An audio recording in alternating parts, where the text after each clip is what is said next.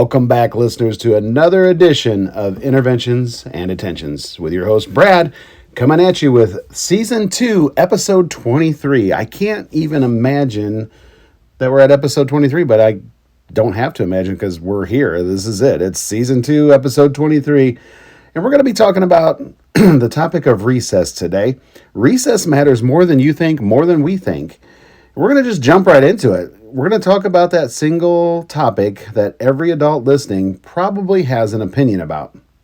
Now, just stop and pause for a second, because when I say that word recess, your brain probably takes you somewhere. What does that word make you think of? Maybe it was that kickball game. Maybe it was Foursquare. Maybe it was lining up along that cracked blacktop waiting for someone to pick teams. Maybe it was just that feeling when the whistle blew way too early and you were just now getting warmed up. For me, it was that memory of that crushed limestone-covered playground area alongside our roughly paved blacktop area. It was jumping out of the swings to see who could fly the farthest and the longest and still stick the landing. It's timing the swinger to run underneath them as they go high in the air and hopefully not get kicked in the head in the process. It's that two-handed touch football game that always turned into tackle by the end of recess. For me, it was thoughts of flirting with new crushes, like fifth grade, let's say, or the heartaches that came with it that were delivered from their friends, not the actual girls, because they would never come up to you and tell you that they were done with you. It's the whistle blowing, bringing an end to my favorite part of the day, recess. Recess. And, here's the interesting part. Nobody remembers worksheet number 14 from their third grade math book. But you remember recess and all the things that came with it. You remember who you played with. You remember who you didn't play with. You remember how it felt. And that tells us something right there. As a principal and someone who's been in the school administration game since 2003, I've seen educational trends come and go. I've seen reading initiatives start up and fail. I've seen math frameworks to follow. I've seen standards shifts. I've seen testing cycles. Do we test in the fall? Do we test in the spring? Let's just test all year long. I've seen behavior systems put into place and fall out of place. But one of the quiet shifts that doesn't get enough attention, what do we do with recess? What have we done with recess? What we've done with recess. So today I want to unpack all of that. I want to unpack these things. Where recess actually came from and how it started to be. Excuse me. How it was evolved, or how it has evolved over the years. The debate about recess before or after lunch, that's always a big one. How recess shapes students socially, probably the most important thing we're going to talk about today. And why recess play is not just something that we fit in our day, it's really something foundational when it comes down to it. So this isn't going to be a lot of fluff and nostalgia. We kind of had that as we opened up. We talked about what recess reminds us of. What do we think of when we hear that word recess? This episode is really going to be more about student development. It's going to be about behavior, the school culture, and what kind of humans we're actually trying to shape. So let's jump in that way back time machine. Let's turn the clock back just a little bit. And let's travel back to when early American schools were really starting up. We're talking like the 1800s. And we know that model of education looked very different back then than it does today. Thank goodness. I can't imagine going to school back in the 1800s, but I bet it was kind of interesting at the same time. You think about, I'll just use Little House on the Prairie, or those black and white photos of students sitting in rows of desks, memorizing and reciting, memorizing and reciting, memorizing and reciting. And in that picture, you don't hear any sounds other than the sounds of silence. There was no talking. There was compliance. School was modeled more like a factory. We're talking that industrial revolution time, and you were told to sit still. You were there to absorb information. You were there to repeat it back to the teacher. Movement wasn't encouraged. It was actually seen as a distraction. It was seen as misbehavior. But here's what happened. As cities began to grow during that industrial revolution, schools became more crowded. Class sizes started to balloon, and kids were packed into buildings for long stretches of time of the day. And adults started noticing something. When kids sat for too long, guess what? Behavior problems started to increase. Imagine that. I know, shocking, right? So schools began allowing short recess breaks outside. That's where recess started fitting into the day. But let's be clear about something. The original purpose of recess was not developmental at all, okay? It was more from a managerial standpoint. It was more about teacher control and less about socialization. I don't think teachers and adults at schools in the 1800s Industrial Revolution time really cared about socialization of the kids. They just wanted them to be mindful and following rules and being good students. Quote, let's let them burn off some steam so they'll sit quietly again, was the kind of thinking that was behind the recess at this time. And that's an important distinction to make, because even today, sometimes that's still how we as administrators or even classroom teachers treat recess. Like, we got to get them up and moving. We got to get them out of their seats. Let's go outside. So fast forward into the early 1900s for just a bit. The progressive educational movement was beginning, and it begins challenging that rigid instruction. We need to make kids a little more studious, more academic. The educational thinkers of that time begin arguing that children aren't just empty vessels, they're active learners. And the idea begins to emerge that maybe play does have some value in the school day, not just as a release valve, not, to get that movement out, but maybe a little bit for growth. So as we travel through the mid-1900s, recess was widely accepted in elementary schools. It became a little bit of a norm and a normal thing, even maybe expected at times. Often, recess was happening several times a day. For myself, if we catapult up into the 70s and early 80s, when I was in elementary school, I can remember having 3 recesses in my day, at least in the early grade levels, kindergarten, first, second grade. Well, kindergarten was half day, so not 3 recesses then. But definitely first, second, third grade, I can remember having that morning recess, a lunch recess, and an afternoon recess. And those morning and afternoon recesses were pretty short, probably 15, 20 minutes most. Your lunch recess was your longer period of time. But again, I can remember having 3 recesses during the day.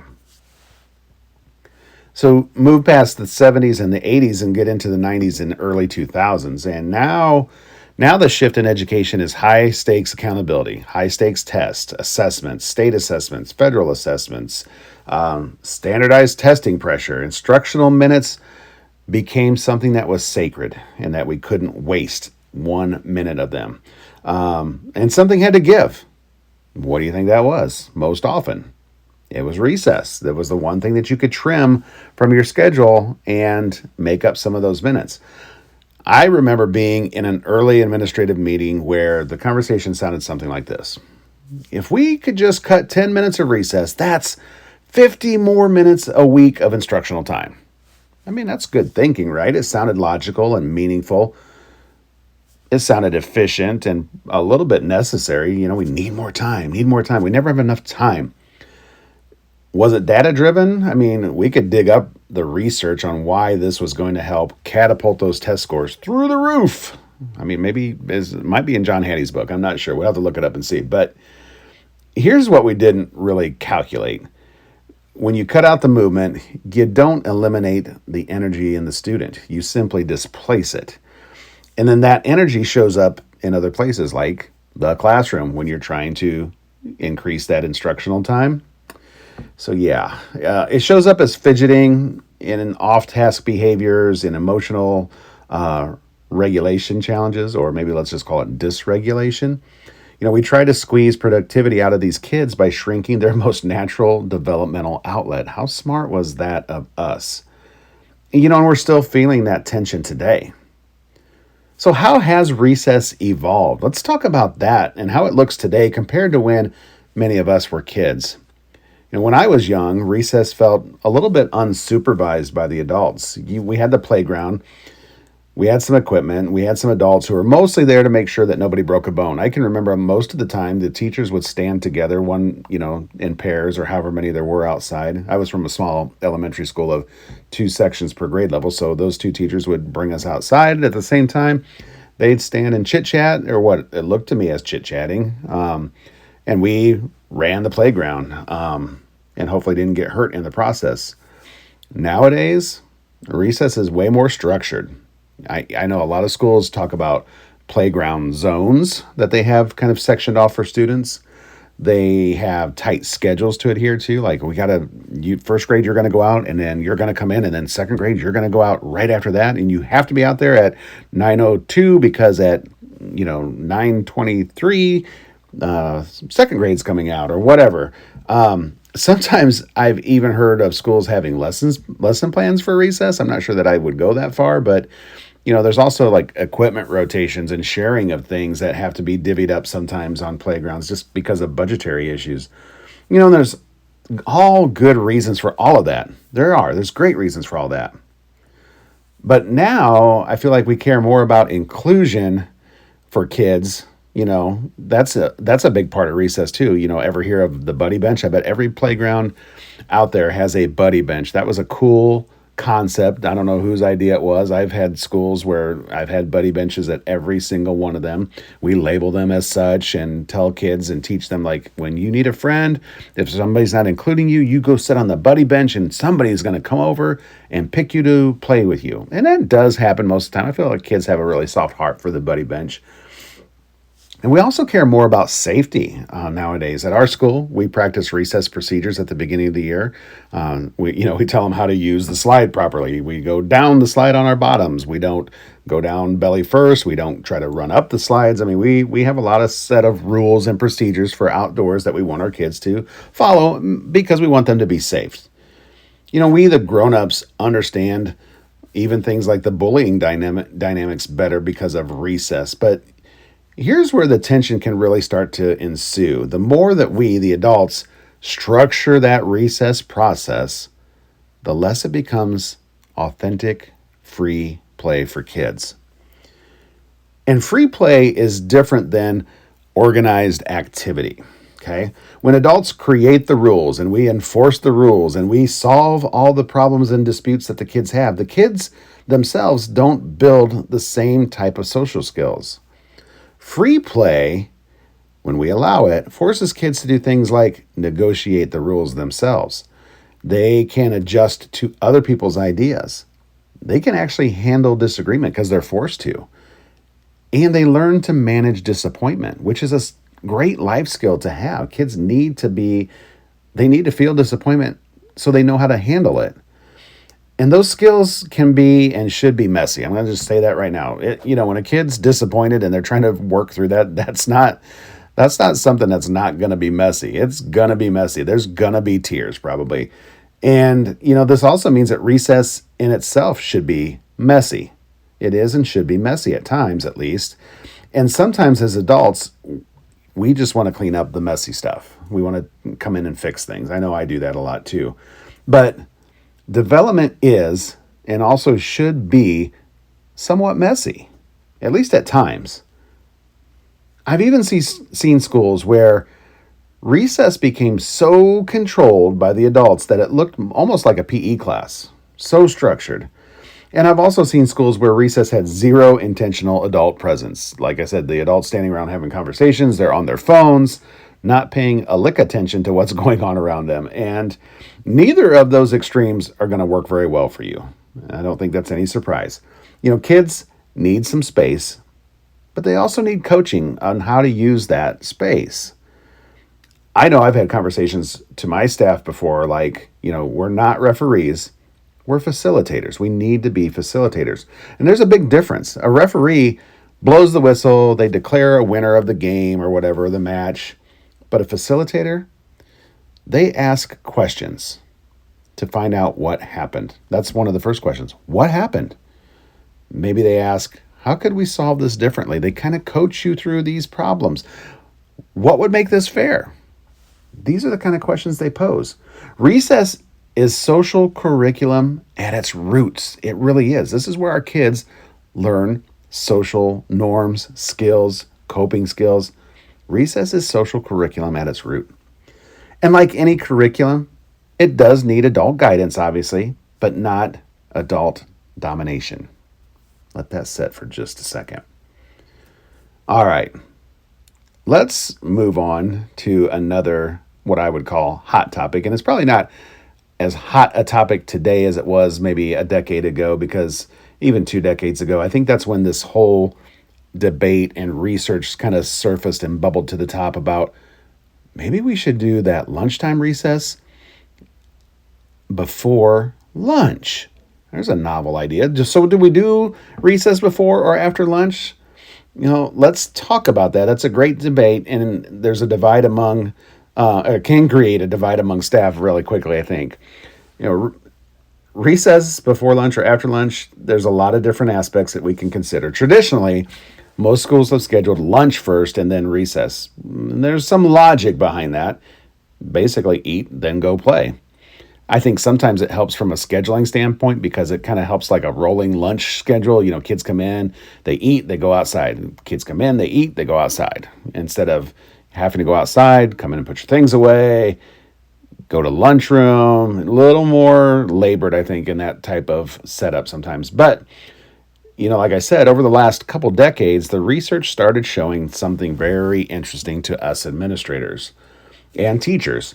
When students have recess before lunch, they tend to eat more of their food. They're not in as big of a hurry. They waste less of their food. They, most of the time, come back to class a little more regulated, a little more calm, and they show better afternoon focus. So let's think about that from a kid's perspective for just a moment. If you know recess is coming after lunch, I know what I would do. I would rush. I would rather spend, if I've got this chunk of time for recess and lunch, I'm going to not waste my time in the lunchroom. I'm going to eat fast. I'm going to run outside so I get my social time. I'm going to talk fast. I'm going to eat fast. Probably throw half of my food away because I'm eating quick and I'm going to fill up faster that way. Your brain is already thinking about the outside. It's only natural. But what happens when we flip it and we send them outside and then bring them to the lunchroom? Well, here's what happens. They burn off some energy first. Then they begin to get hungry. Then they eat. And then they come back regulated to the classroom and more ready to learn for the remainder of their instructional day. We do recess before lunch at my school. We did recess before lunch where I came from previously. And I can remember when I made the decision to trial recess before lunch at one of my previous schools that I was principal of. And boy, that was a tough sell. Not so much to the teachers, because I don't think it really affected the teachers. It didn't. They have lunch and recess. It doesn't really matter to them for schedule purposes when the kids went. Cafeteria staff, I felt like was a hard sell. Like they had a hard time at first wrapping their head around, how are they gonna go to recess first and then lunch? At the school that I was at, it was really a perfect setup because the cafeteria had doors to the playground so the kids could eat, throw their trays away, boom, go outside. Now, how are we gonna do this? It was a tough sell at first, but it was amazing how easily it worked. And it happened and it continued. And I don't think it has ever changed since then at those schools that I've been at. It hasn't changed at my school. I've talked to other principals who swear by recess before lunch. And I've talked to others who tried it and ran into logistical headaches and nightmares. Things like, who's going to supervise cafeteria? transition. How are we going to get these kids to from recess to the lunchroom, and I don't know how that's going to work, or just even staffing and supervision issues. Again, like I said, supervision of the cafeteria and who's available. The concept isn't just philosophical by any means. It's really operational when it comes down to it. It's an operational issue, a building operational issue. But here's the bigger question that lies underneath the whole scheduling debate itself. Do we view recess as a reward, or do we view recess as a developmental right? Because if it's a reward, we'll schedule it around convenience. We'll figure it out. If it's a right, then we're going to schedule it around what's best for the students and the kids. And here's something else worth saying loudly and clearly. So let me clear my throat. Let's talk about withholding recess as a punishment for a minute. This is another kind of probably touchy area for a lot of people. Withholding recess as punishment is simply developmentally backward in thinking when you stop and think about it. I mean, it just is. If a child is dysregulated, impulsive, or struggling with behavior, whatever it is, the answer to that issue is rarely, let's remove movement from them. Let's restrict them from getting that out of their system. I mean, movement in itself is regulation. And now I will say, that doesn't mean behavior doesn't or shouldn't have consequences. You know, I don't want to upset Principal Lamb because I know he's big on this, that there's got to be consequences for students' actions. I wholeheartedly believe that. Have I and do I use recess as a consequence? Yes. Sometimes you just have to. Sometimes it's the one thing that gets a student's attention. Or to me, if they made a mistake with a playground rule or procedure, then I feel like that's the one thing we need to limit or take away. Maybe it's just part of it. Maybe they do something different, like walk laps versus free play. But at the same time, do I need to work on finding alternatives to this? I think so. I mean, I think we all need to stop and think a minute about, should we take that away?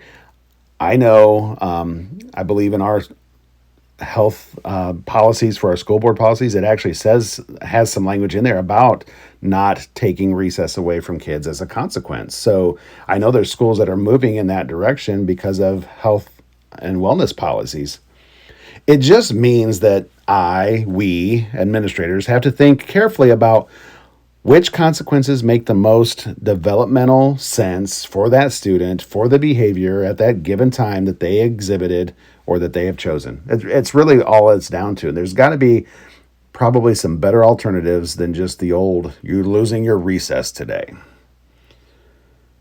So let's talk about the social power of recess for just a minute. And here we are, the heart of the episode. Recess is more social. I mean, it's all social if you think about it. And it's where social hierarchies start to form with kids. It's where leadership skills begin to emerge. It's where kindness is tested. It's where exclusion happens, unfortunately. And it's where, in the end, resilience is built and strengthened. In the classroom, interactions are structured, plain and simple. We have seats that are assigned. We have partners that are chosen by the teacher. We have groups that are curated and working together. But at recess, it's a different show. Kids do the organizing, or sometimes they self-organize. And that's powerful. Think about that for just a moment. That's real life. Okay, that's reality. And recess is where a child learns things like, how do I enter a game that's already in progress? You ever think about that? A simple little notion like that? But they have to figure that out. They don't run up to the adult and say, how do I do this? They stop and process and think, how am I going to jump in here? Do I just jump in? Do I stop and ask, may I please play? They got to figure that out. Sometimes they learn it the hard way, but they learn it.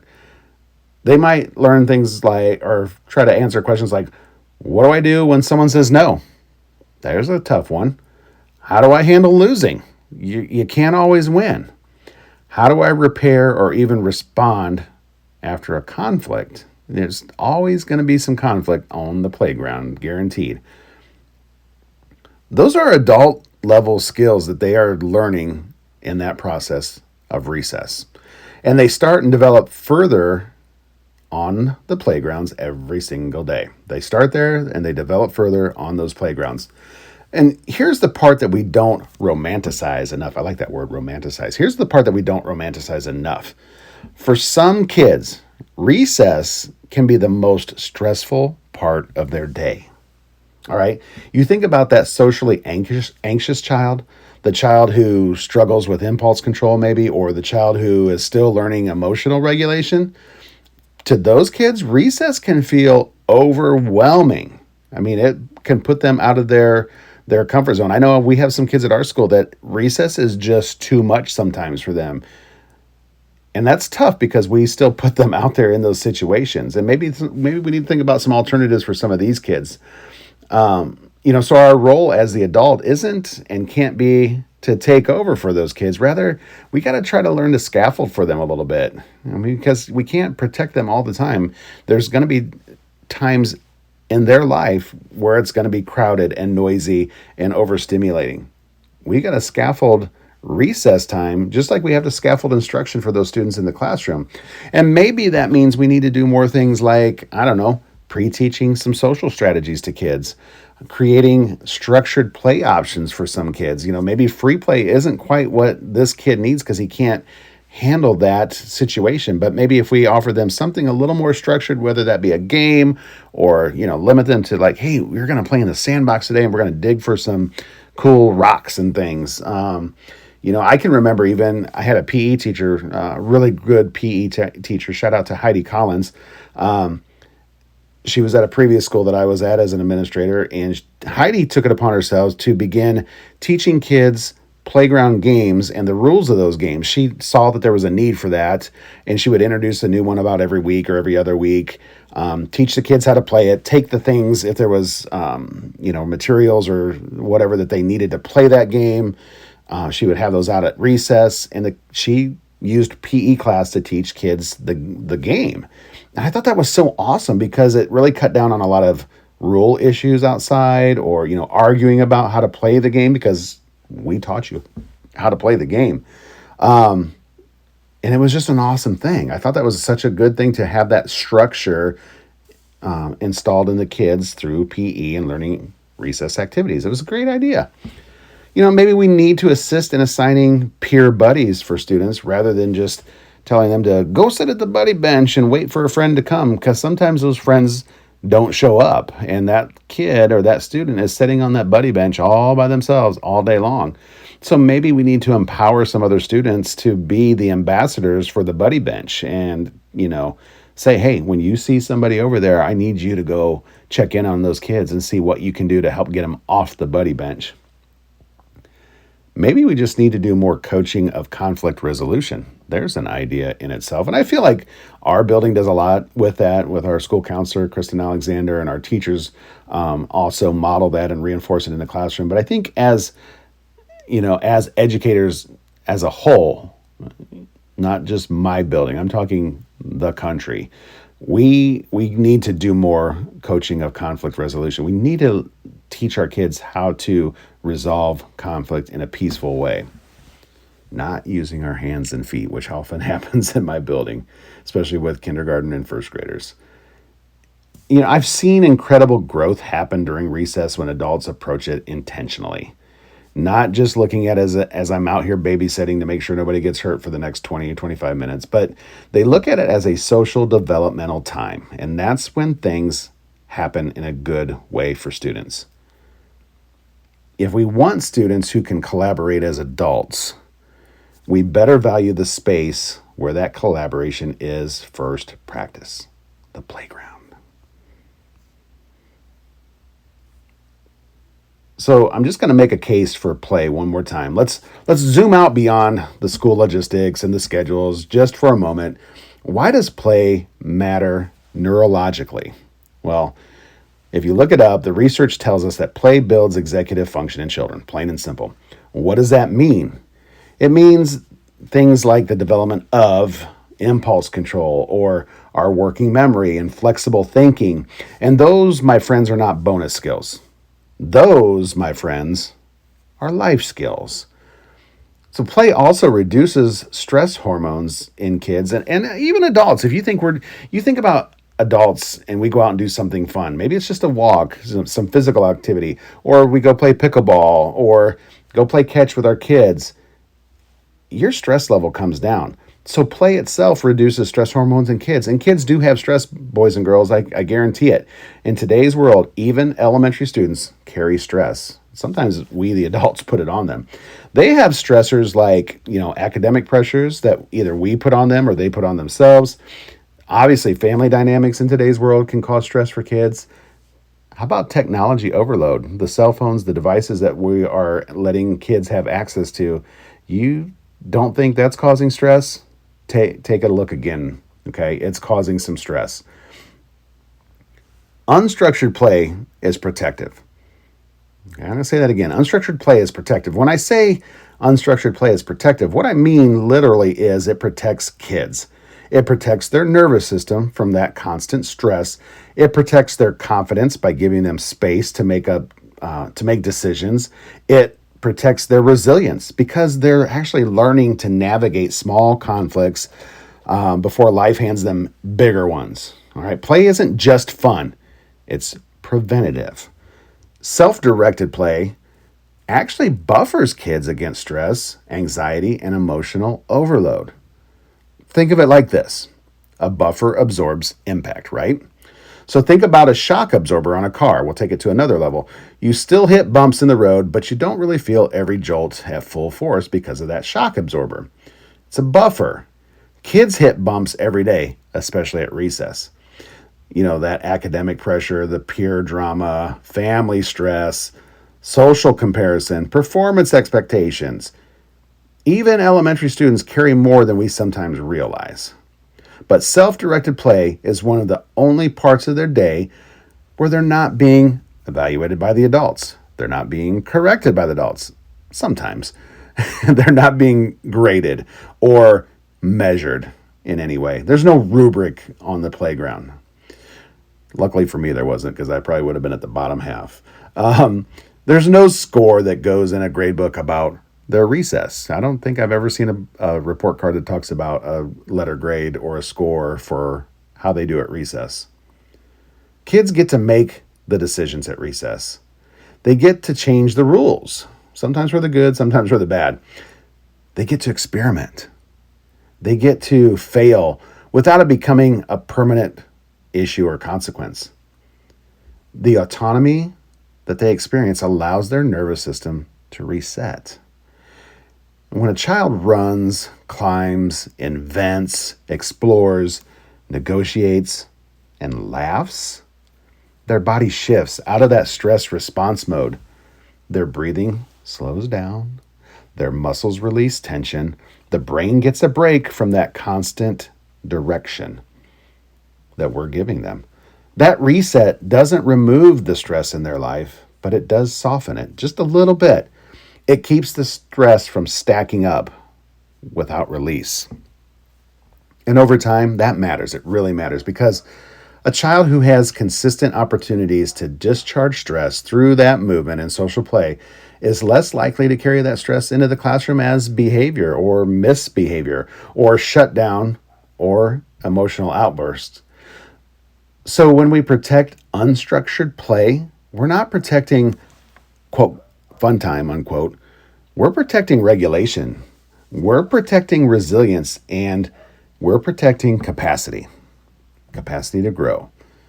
And here's something else. Play actually builds and fosters creativity, and creativity is going to matter more in the next 20 years for those kiddos than compliance. I said what I said, and I'm going to say it again. Creativity is going to matter more in the next 20 years than compliance. Think about it, okay? Think about it for just a second. We're educating students right now for jobs that don't even exist yet, plain and simple.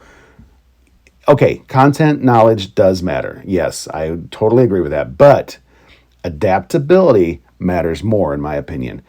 Play teaches that adaptability. Recess encourages that adaptability. And it teaches kids how to pivot when rules change, when life changes. how to invent new games when equipment breaks. You ever think about that? When something breaks on the playground and I'm playing with this for the last 3 months and all of a sudden it's not there, I got to figure out something new to do. I got to invent a new game. It teaches them how to compromise. We cannot say that we educate the whole child and then treat play like fluff. Quit treating recess and play like fluff. It's not fluff. Boys and girls, it is the foundation. Like we started this conversation, it is the foundation of our students and our children. Whew. All right. So after all that, what do we actually do with this all? Okay. Well, let's start with school leaders and administrators. If you're listening and you're a school leader, administrator, here's your short to-do list. Okay. First off, protect recess time. Don't keep whittling it away. In fact, I would challenge you to look for more ways to add in some breaks in recess. And I'm not talking brain breaks. Teachers already do that in the classroom. And I do like brain breaks and I think they serve their purpose, but they're not the same as recess because they're teacher directed, if you think about it, or whoever the video is, who the video of is leading the brain break. It's very directed, very structured. I'm talking about that unstructured playtime outside. Protect that recess time and try to find ways to whittle in some more. This whole episode and putting it together has definitely sparked some ideas in my mind. Like one thought I've had is because we only have that one recess, basically lunch recess, I've thought about what would it look like if we split that time in half and do a morning and an afternoon recess and maybe just do lunch separately, or maybe a short little 10-minute break before recess. I mean, the one thing that I've read and I really start to hang my hat on a little bit is, yep, we're taking time away from instruction, but maybe are we salvaging instruction time by giving those more frequent breaks and a couple extra breaks at recess time? I would be willing to try to experiment with that a little bit and see, like, if we add in a little more recess time, do we actually gain something on the backside because kids are more regulated, focused, and ready to learn? I don't know. It makes sense to me. But also leaders, administrators, train your recess supervisors intentionally. And I'll say I think I'm guilty of this too. Hey, you got recess duty from 10 to 10:30. Go. We don't really talk to them about all the things that we really need them to do and what they're going to encounter when they're out there. And not to be so controlling, but to be coaching. Be coaches when you're outside. Look at your behavior data and think about, is there a pattern that you're seeing around days when maybe recess has been shortened? Something to think about. Maybe those 2-hour delay days. I know sometimes recess gets taken away, and I've even had that thought in my head myself. Why do they need recess when they've already had 2 hours? Maybe, because of fog or snow or ice or whatever. Is that logical? I don't know. Consider piloting recess before lunch if you haven't done that already. I think most schools do that nowadays because of the research, but you never know. If you're not there, try it. Talk to other schools and administrators around you that already do this to get some feedback. And lastly, gather student voice. Talk to your students. You'll be amazed at how insightful your students are, even at the elementary level. They're going to tell you what they think would work best. Now, sometimes it might be a little far-fetched, but it's still a good idea to listen to them. Listen to what they have to say. And lastly, administrators, stop automatically using recess removal as your go-to consequence. Yes, it does have to be an option in your arsenal sometimes, but it's not your only option in your arsenal. Okay? Come up with some new things, some creative things, some restorative type practices to help with discipline and not just remove recess from the student or the student from recess. If you're a teacher, here is your little punch list of items to do. See recess as a partnership time, okay? Communicate with the supervisors that you work with about any social dynamics that you see in your classrooms or, that's happening with your students. Maybe like a heads up of like, these two might have an issue outside today. They've been kind of going at it in the classroom, so keep an eye on them. Those kind of things. That's probably the one easy thing to do as a teacher when it comes to recess. If you're a parent, I'm not going to leave you off the hook either. Ask your child not just, hey, what did you learn today? We always know what they say. I don't know. I don't remember. But I bet if you'd ask them this, what did you play today at recess? What did you do at recess? Who did you play with at recess? How'd you feel at recess today? I'm going to guess you'll get some actual conversation out of them. And that's good conversation to have, because those answers are going to tell you a lot about their development and their day, as a parent. That's great information to have. So again, don't be afraid to ask them what they learned today. That's awesome. What are you learning about in school? But talk about recess as well. Talk about that social aspect. Here's what I know, boys and girls. When adults look back at school, we don't always remember the pacing guides, the curriculum, the worksheet number 14 from third grade math book, as I said before, but we remember the playground. We remember the laughter that we heard out there. We remember the scraped knees from the limestone playgrounds, the inside jokes. We remember the games that made 0 sense at the time, but they meant everything to us. If school is preparation for life, I feel like that sentence itself is in some form of everybody's vision, mission statement that works at a school. School, our job is to prepare students for life. Okay, plain and simple. If that's the case, then recess cannot be and isn't an extra thing. It needs to be an essential thing. It's a must. It's a non-negotiable. It has to be. And we don't need less of it. We might actually need more of it. Okay, stop and think about that, boys and girls. We might need more recess for our kids. Maybe less screen time, more outside time. We need to understand the concept of recess better. Okay, I'm going to say that one more time, and that's where we're going to end today. We need to understand recess better. And with that, thank you for tuning in to another episode of Interventions and Detentions. If this episode resonated with you at all, share it with someone who needs a reminder that sometimes the most important learning is the learning that happens outside at recess on the playground. Come back next week when I bring you another episode of Interventions and Detentions. This is your host, Brad, and this has been Interventions and Detentions. It's where the real learning begins. See you next week, everyone.